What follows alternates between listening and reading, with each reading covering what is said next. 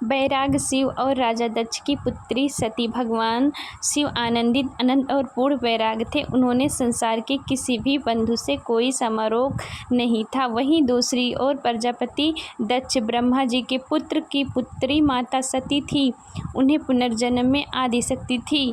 उन्होंने बचपन में ही मन में ही भगवान शिव को अपना पति मान लिया था। कठिन तपस्या। शिव जी को पति रूप में पाने के लिए सती ने राजसी ठाट बाट छोड़कर घोर तपस्या की। विवाह। सती की अटूट भक्ति से प्रसन्न होकर बैरागी शिव ने उन्हें दर्शन दिए और दोनों का विवाह संपन्न हुआ।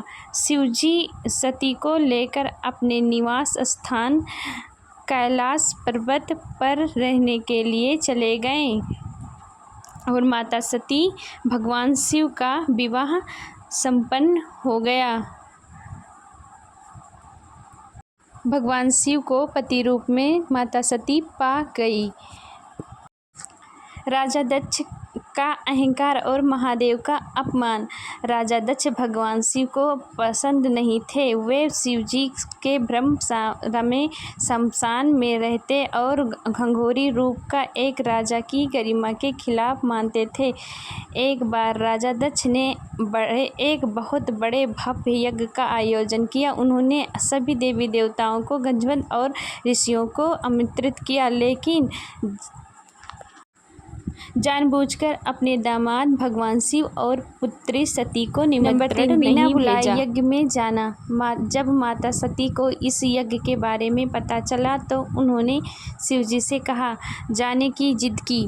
शिवजी ने उन्हें समझाते हुए कहा, देवी, बिना बुलाए किसी के घर जाना, विशेषकर वहाँ जहाँ आपका सम्मान न हो, उचित नहीं है, चाहे वे पिता का ही घर क्यों न हो।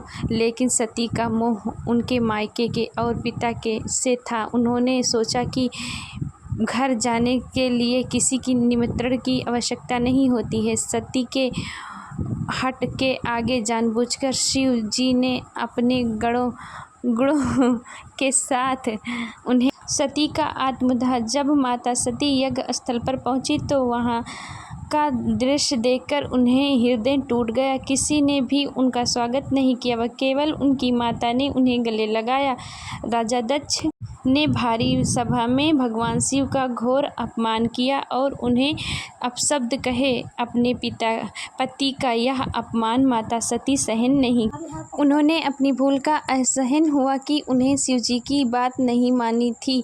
उन्होंने क्रोध और गली में आकर जो किया, शरीर शिव की निंदा सुन चुका है, वह अब जीवित सहना योग्य नहीं है। माता सती ने उसी क्षण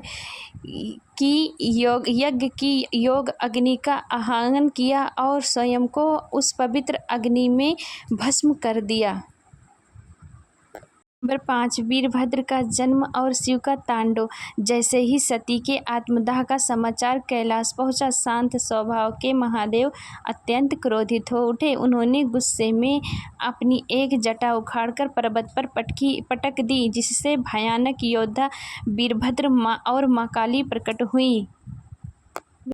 वीरभद्र ने दक्ष के यज्ञ को तहस नहस कर दिया और राजा दक्ष का सिर धड़ से अलग कर दिया। बाद में देवताओं की प्रार्थना पर शिव जी ने दक्ष को बकरे का सिर लगाकर जीवित कर दिया।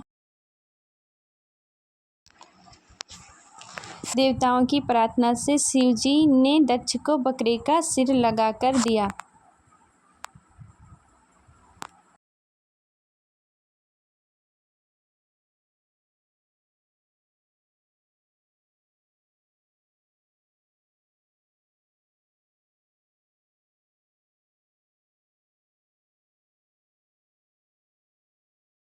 नंबर 6, शक्ति पीठों की स्थापना। सती के वियोग में भगवान शिव गहरे शोक में डूब गए। उन्होंने सती के पार्थिव शरीर को अपने कंधों पर उठा लिया और सती के ब्रह्मा के में उत्तेजित होकर घूमने लगे। उन्होंने इस रूप को सृष्टि का संतुलन बिगड़ने लगा और प्रलय की स्थिति आ गई। दृष्टि को बचाने के लिए भगवान विष्णु ने अपने सुदर्शन चक्र से सती के शरीर को टुकड़ों में विभाजित कर दिया। सती के शरीर के अंगों पर और आभूषण धरती पर जहाँ जहाँ गिरे वहाँ वहाँ 51 शक्तिपीठों की स्थापना हुई, जैसे कामाख्या, अमरनाथ, ज्वालामुखी आदि। इस कहानी से हमें क्या सीख मिलती है? यह कहानी केवल विरह की नहीं बल्कि माता पार्वती के रूप में पुनर्जन्म लेती हैं और अपनी कठोर तपस्या से शिवजी को दोबारा प्राप्त करती हैं, जिससे यह सिद्ध होता है कि सच्चा प्रेम समय और जन्मों के बंधन से भी परे हैं। प्लीज़ मेरे चैनल को सब्सक्राइब करें और ऐसी वीडियो लाने के लिए आप लोग कमेंट करें। धन्यवाद। Thank you.